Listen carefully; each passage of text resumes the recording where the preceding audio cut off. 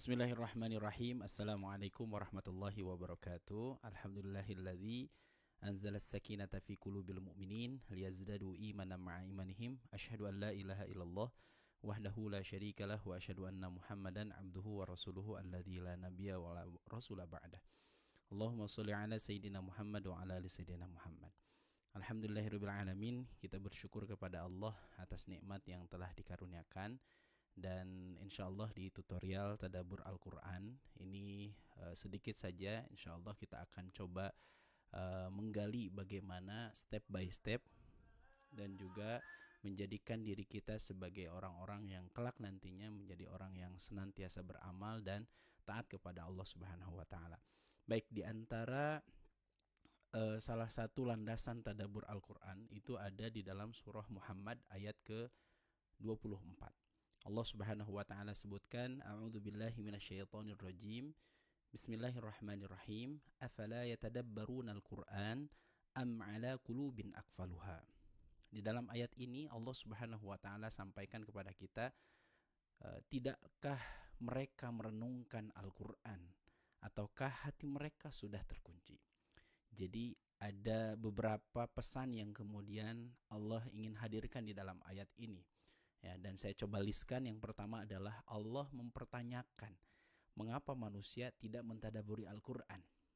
Itu yang pertama. Jadi pertanyaannya itu adalah mengapa manusia itu tidak mau mentadaburi Al-Quran. Dan uniknya di dalam ayat ini Allah sandingkan ya tidak tadaburnya Al-Quran itu dengan hati yang tertutup.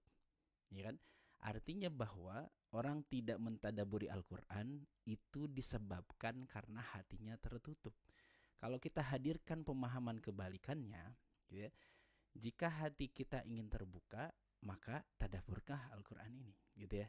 Jadi lakukanlah tadabur Al-Quran itu. Jadi hati terbuka itu manfaatnya apa? Satu, hatinya akan jadi bersih. Yang kedua, apapun yang disampaikan, baik kebaikan atau keburukan, itu akan dimaknai menjadi satu kebaikan bagi dirinya, gitu ya. Perintah Allah akan menjadi sesuatu yang dilaksanakan, dan larangan Allah karena hatinya terbuka itu akan diterima untuk kemudian dijauhi oleh seseorang yang terbuka hatinya. Nah, makanya untuk hati terbuka maka tadaburlah Al-Quran. Atau sebaliknya, usahakan untuk selalu mentadaburi Al-Quran supaya hati terbuka dan siap menerima apapun yang Allah perintahkan. Begitu ya. Jadi ini pemahaman kebalikannya. Kalau ingin hati terbuka, perbanyak tadabbur Al-Quran. Atau misalnya ini hati saya kok seakan-akan terus tertutup, atau hati saya itu tidak mendapatkan ketenangan terus, maka coba duduk untuk kemudian kita membaca ayat Al-Quran. Dan bukan hanya sekedar membaca saja, tetapi jauh lebih dalam lagi, yaitu mentadaburinya, insyaallah ya. Baik, ikhwafillah yang dirahmati Allah Subhanahu wa taala. Lantas apa itu tadabbur? Nah, tadabbur itu diambil dari kata tadabbaro yatadabbaru tadabburan. Yaitu kata dasarnya adalah dabaro, yang artinya di belakang. Ini secara bahasa para ulama sudah ini dari pakar bahasa sudah menyampaikan. Nanti boleh dilihat juga di beberapa literatur yang ada bahwa mereka mendefinisikan secara bahasa dari tadabbur itu adalah huwa an-nadru fi aqibatil amri wa tafakkuru fihi, yaitu memperhatikan akibat suatu urusan dan memikirkannya. Nah, jadi memang tadabbur ini kita sering menemukan di dalam Al-Quran itu disandingkan memang untuk Al-Quran. Kenapa? Agar orang yang membaca Al-Quran pada akhirnya, di akhir urusan dia membaca Al-Quran itu adalah lahir taatan kepada Allah yang maksimal. Nah, secara istilah bahwa tadabbur itu, ini ada satu pembahasan dari para ulama. Ya, kita coba baca terjemahnya saja ya. Makna tadabbur Al-Quran adalah kamu mengetahui bahwa sesungguhnya kamulah objek pembicaraan dari Al-Quran. Kamu mendengarkannya dengan telinga hatimu, merenungkannya dengan mata hatimu. Apabila kamu mengetahui tentang firman Allah Subhanahu wa taala, memahami dari makna kalamnya dan mengisi hatimu dengan makna-makna yang terkandung di dalamnya. Maka bangkitlah untuk mengerjakan perintah-perintahnya, menjauhi larangannya, sampai Al-Quran terlihat di dalam namamu. Al-Quran tertanam pada akhlakmu dan tampak pengaruh Al-Quran dalam perkataanmu dan perbuatanmu. Masya Allah. Jadi yang diinginkan dari tadabbur itu adalah terlihat dari bagaimana tingkah laku kita, perkataan kita, perbuatan kita dalam kesehariannya. Maka orang yang insya Allah memiliki akhlak yang terbaik, adab yang terbaik, itu lantaran mereka senantiasa bertadabbur Al-Quran.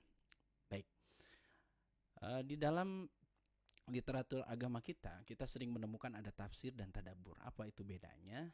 Secara mudah saja bahwa tafsir dan tadabbur itu ya memang pada akhirnya itu juga, namun secara outputnya sedikit berbeda. Jadi dari nas Al-Quran itu ditafsirkan maka hadirlah jadi ilmu. Sedangkan tadabbur ini outputnya adalah amal. Sehingga kalau misalnya kita melihat bagaimana para ulama menyampaikan kepada kita untuk berhati-hati di dalam menafsirkan Al-Quran. Kenapa? Karena memang untuk tafsir Al-Quran itu outputnya adalah ilmu. Sedangkan kita bagi kita nih ya, yang kemudian tidak mempelajari ulum syar'i secara intensif mendalam misalnya begitu ya, maka tadabbur ini adalah menjadi salah satu pilihannya dan untuk kita semuanya ya begitu. Nah, tidak pasti kita kemudian misalnya kuliah tafsir Al-Quran terlebih dahulu kemudian kita mentadaburi Al-Quran, tidak. Karena tadabbur ini disiapkan untuk semua elemen kehidupan manusia, apapun background pendidikannya begitu. Kenapa? Karena akhir atau output dari tadabbur itu adalah amal. Ya, sedangkan para ulama yang kemudian kita lihat ya mereka menghasilkan ilmu-ilmu itu, ilmu tafsir itu ya menghasilkan, atau dari tafsir-tafsir yang kemudian dibuat oleh para ulama itu menghadirkan ilmu. Ya, baik. Jadi insya Allah kita akan, semoga kita terbebas dari perkataan Rasulullah SAW yang mengatakan bahwa siapa yang menafsirkan ayat Al-Quran ini secara umum saja ya saya sampaikannya, maka dia menyiapkan diri untuk tempatnya atau kaplingnya di dalam neraka. Naudzubillah. Bukan untuk itu kita kemudian menghadirkan ini, tapi tadabbur ini adalah bagaimana amal yang dihadirkan itu adalah amal yang terbaik yang tidak bertentangan dengan syariat. Baik, lanjut ya. Ini step untuk tadabbur. Jadi setelahnya tadi kita coba memahami frame besar tentang tadabbur.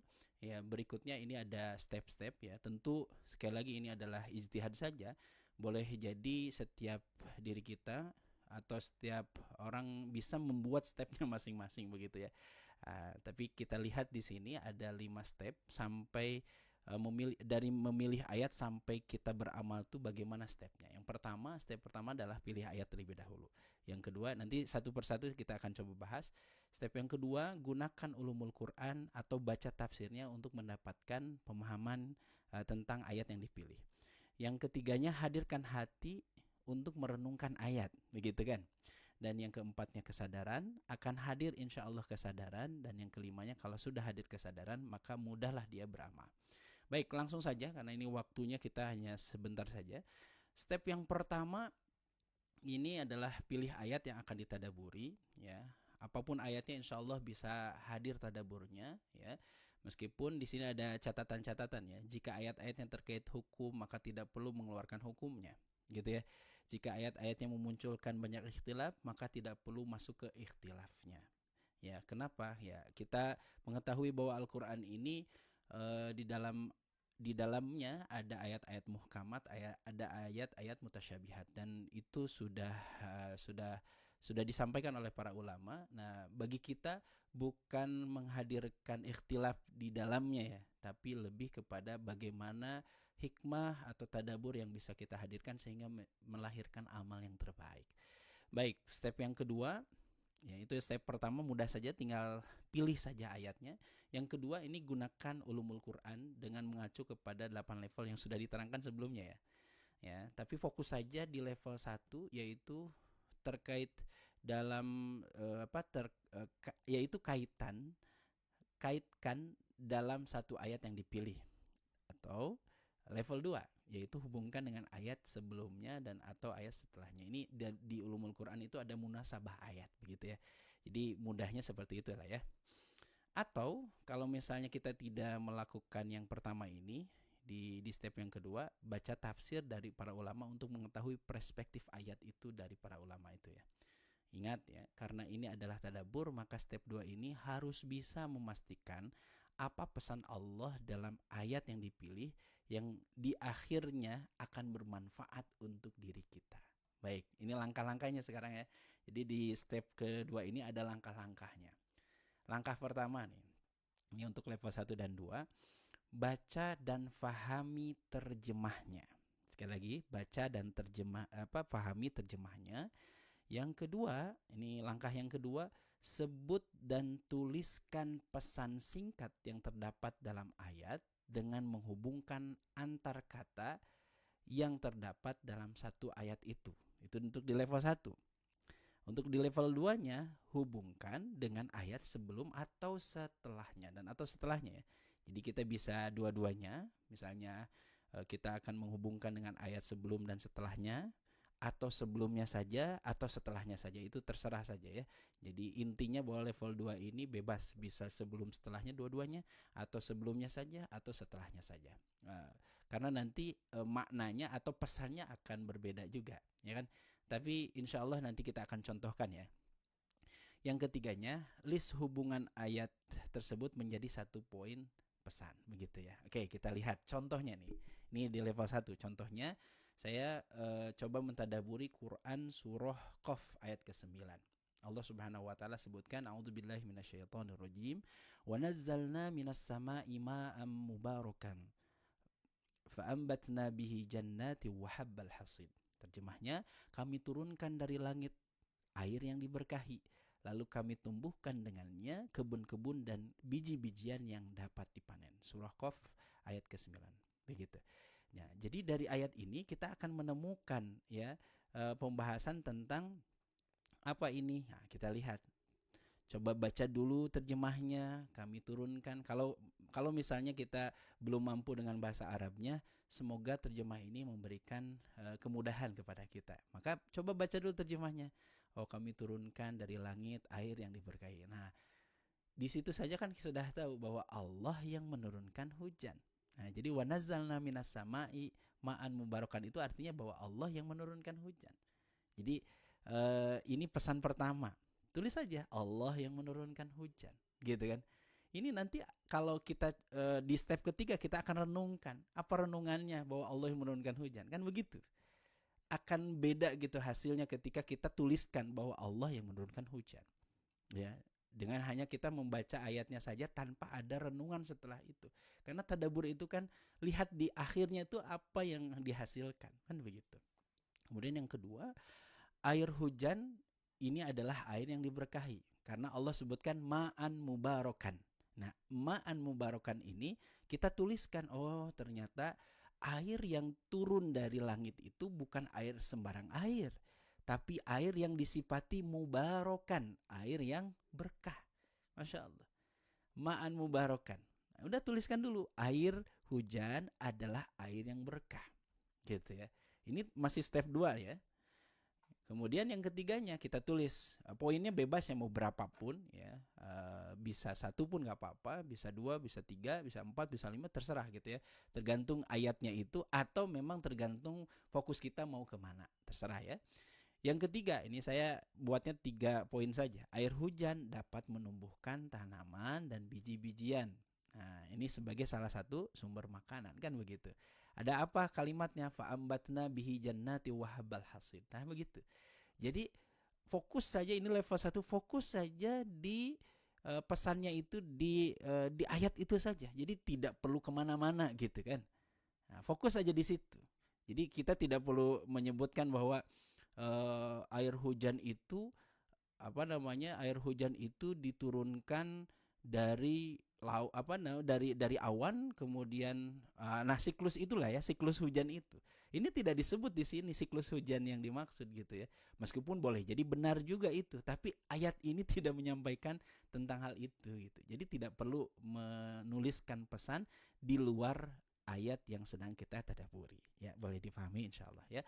Nah, kalau kita masuk ke level kedua, ya berarti ada unsur ayat berikutnya atau ayat sebelumnya atau dua-duanya gitu ya. Nah, saya mengambil ayat berikutnya. Nah, ayat berikutnya yang relevan dengan ayat ini, sebenarnya ayat berikutnya itu tidak terbatas ya. Ayat berikutnya itu, tapi dibatasi yang benar-benar dekat dengan ayat yang akan kita tadaburi. Berarti misalnya ayat ke-9 tadi ya. Maka eh, ayat yang terdekatnya itu ayat 10 dan ayat 11 atau ayat ke-8 sebelumnya kan begitu. Nah, saya ambil dua ayat ini ya karena ini lanjutannya wan nakhla basiqatil laha tal'un nadid rizqan lil ibad wa ahyayna bihi baldatan mayyita kadzalikal khuruj. Terjemahnya, begitu pula pohon-pohon kurma yang tinggi yang mayang-mayangnya bersusun-susun. Ya, ini masih lanjutan kalimat sebelumnya ya. Rizqan lil ibad. Ternyata itu sebagai rezeki bagi hamba. Ya, wa ahyayna bihi baldatan mayyita kadzalikal khuruj.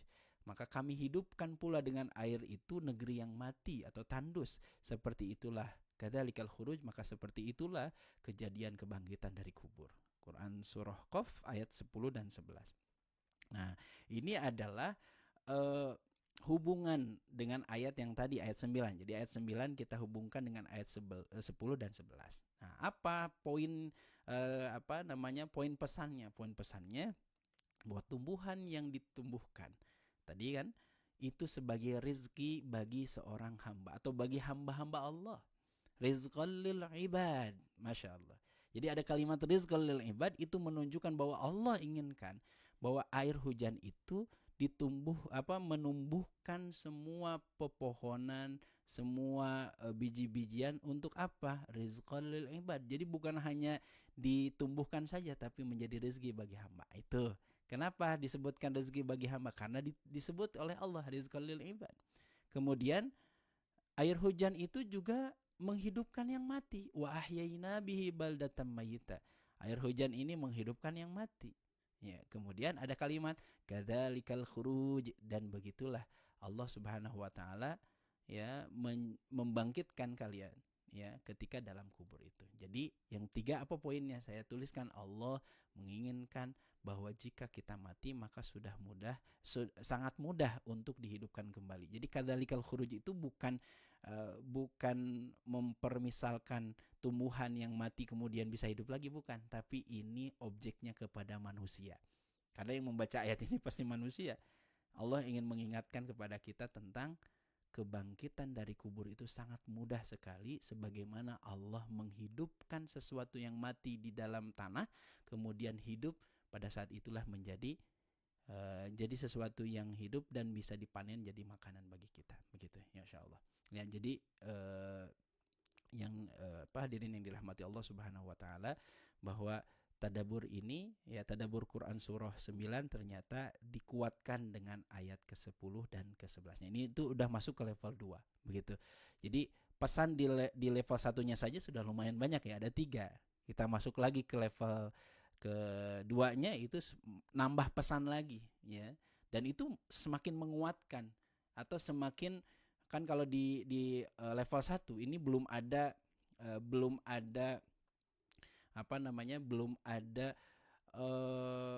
pernyataan bahwa air hujan itu bisa menghasilkan rezeki bagi manusia. Air hujan itu bisa menghadirkan iman ya untuk manusia yang merenungkannya. Nah, sedangkan di ayat berikutnya Allah sudah sebutkan rizqal lil ibad dan berikutnya adalah kadzalikal khuruj. Baik. Ya. Nah, sudah itu poin tadabbur di di 2 ayat atau di 3 ayat yang dimaksud, level 1 dan level 2 ya. Simpan dulu itu untuk kemudian kita renungkan di step yang ketiga. Nah, jadi step yang ketiga ini adalah menghadirkan hati. Renungkan yang tadi itu harus ditulis ya, agar kemudian nanti tidak lupa lagi ya.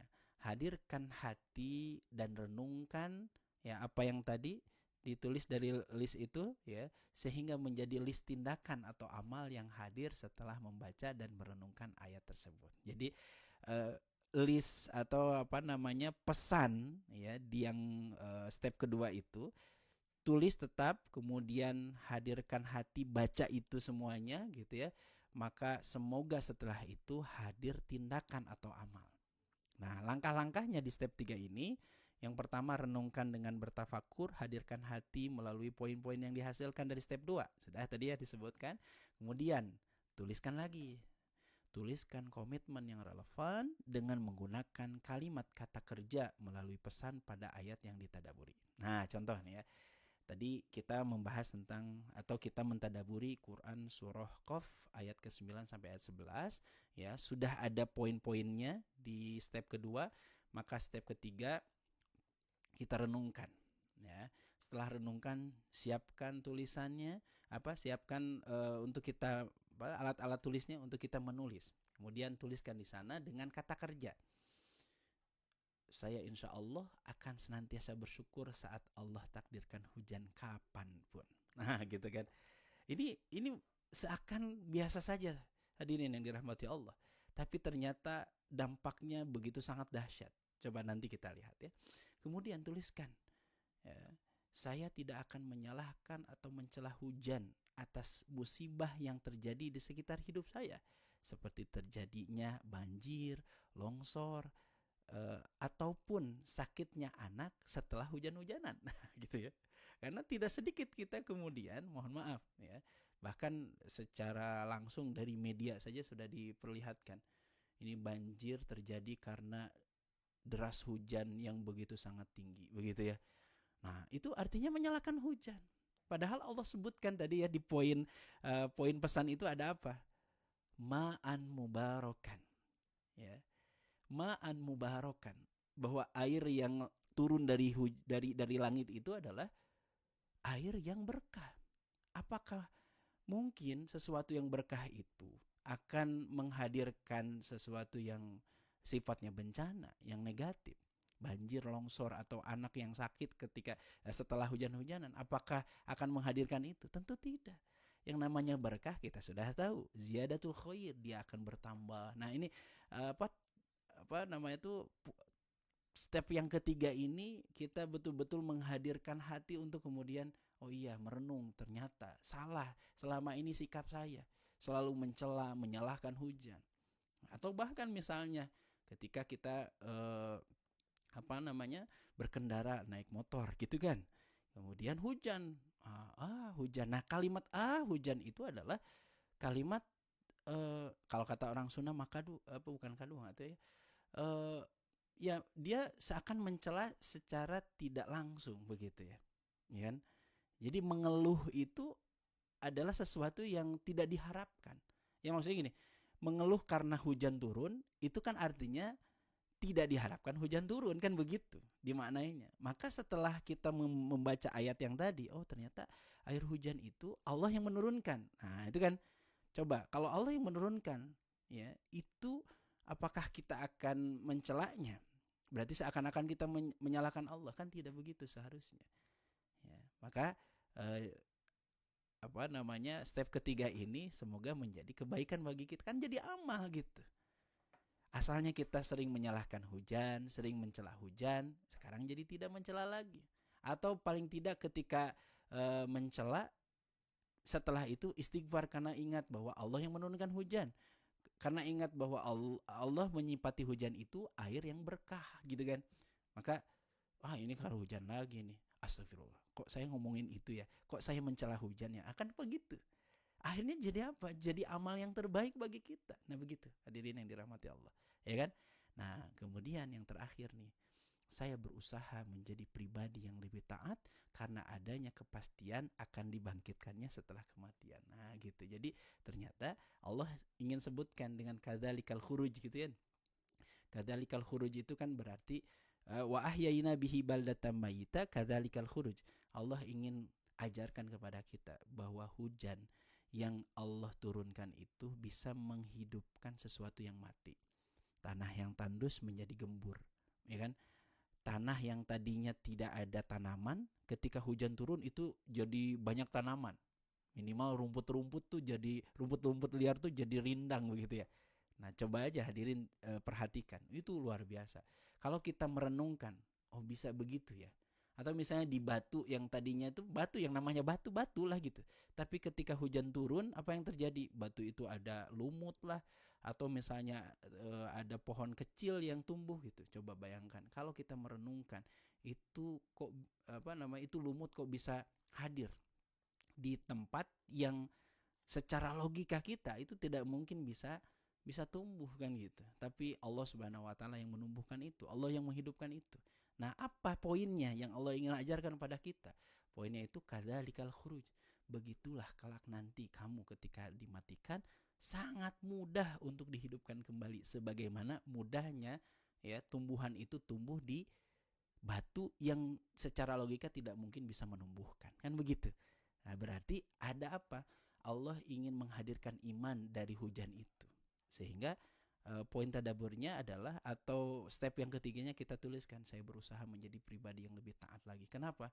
Kenapa harus menjadi lebih taat lagi setelah melihat hujan itu, atau setelah merenungkan tentang hujan itu? Karena ya hujan mengajarkan kita tentang kebangkitan yang akan terjadi di setiap manusia. Begitu. Masya Allah ya. Jadi hadirin yang dirahmati Allah, ini step yang ketiga. Kalau sudah masuk seperti itu, sudah selesai nih, 3 step ini dilakukan dengan maksimal dan disiplin, maka semoga Allah karuniakan step keempat dan step yang kelima. Apa step keempat itu? Memberikan kesadaran terhadap diri, gitu ya. Sehingga step yang kelimanya, kita senantiasa dimampukan untuk senantiasa beramal. Nah, kalau sudah itu, itulah yang diinginkan dari tadabbur. Maka Allah sebenarnya inginkan dari tadabbur itu senantiasa kita beramal.